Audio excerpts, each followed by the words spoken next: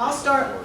Yes, sir. Could I ask you to respond to the criticisms, when appropriate, of the Affordable Care Act? It's not a failing act or a flawed act, but an act that has basically been stabbed in the back and is left to bleed out by the Republicans.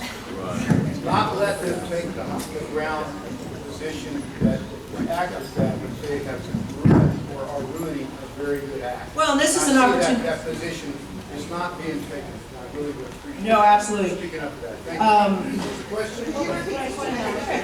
He's basically, I mean, what his question is that the Affordable Care Act has done a lot of good for people.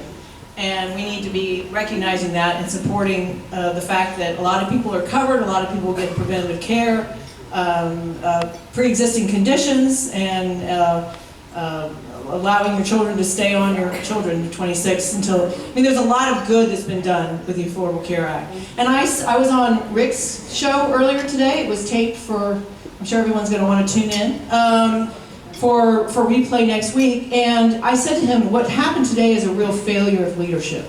It's a real failure of an opportunity to make sure that the Affordable Care Act is the best piece of legislation that we can have to provide health care for as many people as we can provide health care for. And I was pretty direct with him about my feelings about the governor of this state not taking Medicaid expansion. I said, shame on him, shame on the legislature. I hope they can't sleep at night because people have died as a result. And one human life, to put one human life above politics is shameful. So I agree with you, and I thank you for the question. Let me see if I said that right. Every human life is more valuable than any political concern you might have. People before politics, always. Always.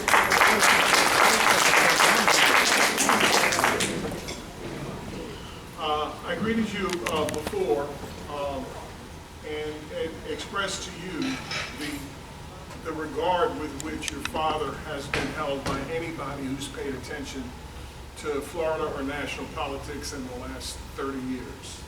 Okay?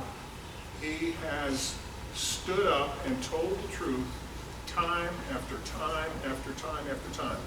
One of the things that was talked about at some point in time was to try to have a entity of some sort to investigate corruption in Northwest and North Central Florida. And I understand that that sort of faded a bit, but I just want you to know that we look forward to something like that. I hope you can help that happen. I hope we can get somebody like Russ Edgert to be involved with that. Russ, you're being given a new opportunity, not a result. Anyway, it sounds like I'm just bragging on your dad, but you can brag on my dad as much as you want.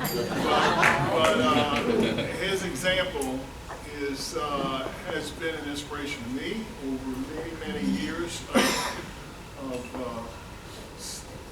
civil rights and other efforts that we've had here in Pensacola. And I just want you to know that light that shines in him shines in you.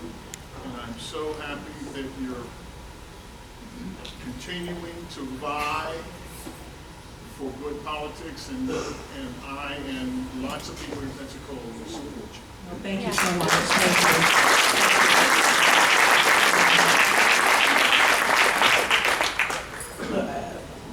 Thank you. Thank you. I have had the opportunity to speak on my dad's behalf many times throughout my life, and no matter how old I got as the years passed, there was never a time when I couldn't stand up and proudly say, I am so proud of all that my father has done throughout his political career in the best interest of Florida.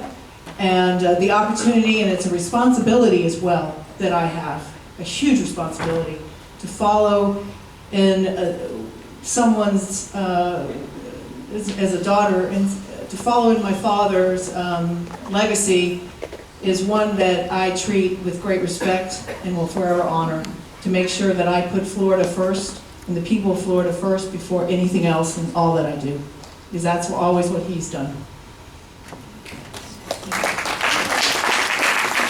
Be back. Yes. How are you? Good. It's a simple question. What are some of your takeaways from your years in D.C. in Congress? My takeaways, first of all, I had a wonderful experience in Congress. Sometimes people think, how? But it really was, for me, a validation of what I know to be true, which is that if you approach an issue with the goal of understanding the issue fully, you wonder where I get all this from, right? But if you approach an issue with the goal of understanding an issue fully, look at the facts of an issue and look for others who trust you and want to work with you. And trust is the key. I had so many friends in Congress on both sides of the aisle who did not agree with me ideologically, but knew I was someone that did my homework and they could trust me. And we need a lot more people who are wired like that and committed to true public service to run for office and serve in office. Because we've got, we're at a precipice in our state's history. We have an opportunity and we will win this governor's race in 2018. That is plan A. I have no plan B. Because it is too important for the state that we all love to get people back in office, and I'm going to need a lot of help, not only during the campaign, but once the campaign is over, November 6, 2018, we're going to have a big party.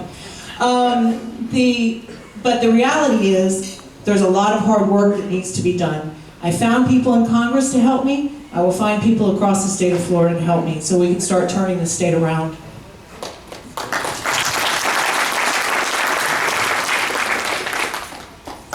I would like to say that you have some really giant shoes to fill.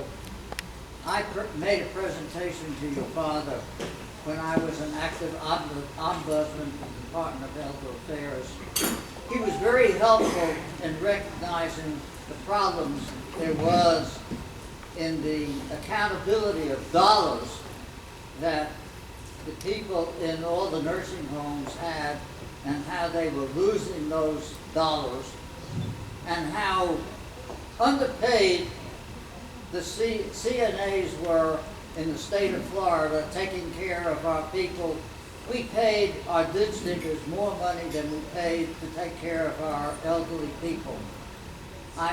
Your father was also responsible for obtaining some 60, 70 years later my Purple Heart and Bronze Star. He recognized that you have the ability to recognize all the shortcomings that we now have, and I bless you for it.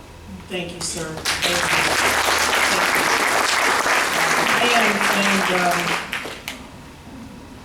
you. Since in the last 12 years plus, our state government has become beholden to special interests. It's sickening to me when I hear Tallahassee referred to as a company town. But in fact, that's what we've become. And the only individuals we should be listening to in Florida are the people of Florida. And the most vulnerable in Florida, our elderly and our students, are being taken advantage of by the special interests in Tallahassee, and it's going to stop. So thank you.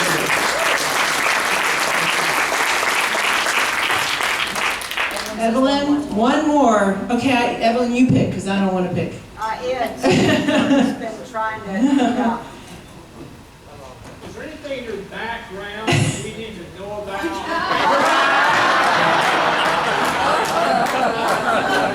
Okay, in full disclosure, I set Ed up with this. I did. Because I said I had heard there were a couple people that did not, to their loss, didn't come tonight because they're missing out on a great event. But that I told Evelyn I'd be happy to answer some questions. So Ed and I were talking, and I said that I am such a nerd, y'all. I am a nerd. I've been a nerd my whole life. And so the whole WikiLeaks, the Russians and all that, well, actually part of the information that they uploaded was the Oppo research done on me. And it's so darn boring. There is really, I told someone tonight that my sisters and I have 3 younger sisters. We have led our lives never wanting to embarrass our parents. And to this day, as I stand before you here today, that's still a goal. But to come clean, I'm going to come clean now. In the 7th grade, I was a cowgirl. And I showed my horse. I had a horse show on Saturday, and on Friday I had a choice. I could go left to the middle school, or I could go right to my horse barn, and I went right. Because I didn't think my horse was groomed enough for the show the next day. But the story gets even better, because I love my family so much, and I love my parents, and I actually was at the barn, and I started to feel worried that if something happened, like what happens if one of my sisters gets sick and they don't know where I am? So I actually called and I turned myself in. I did. I called home and I said, I didn't go to school today. Well, my mother comes around the corner on 2 wheels, picks me up, takes me back to school, and it actually upped my credibility. Because I thought, Gwen Graham's not such a nerd. She actually skipped school. So I got cooler. But before I step off the stage, and I want to thank you all so much for inviting me, many of you have heard that this year has been a different one than I expected this year. And I am so proud and excited and thrilled and honored to introduce my husband, Steve Herm, who is here with me tonight.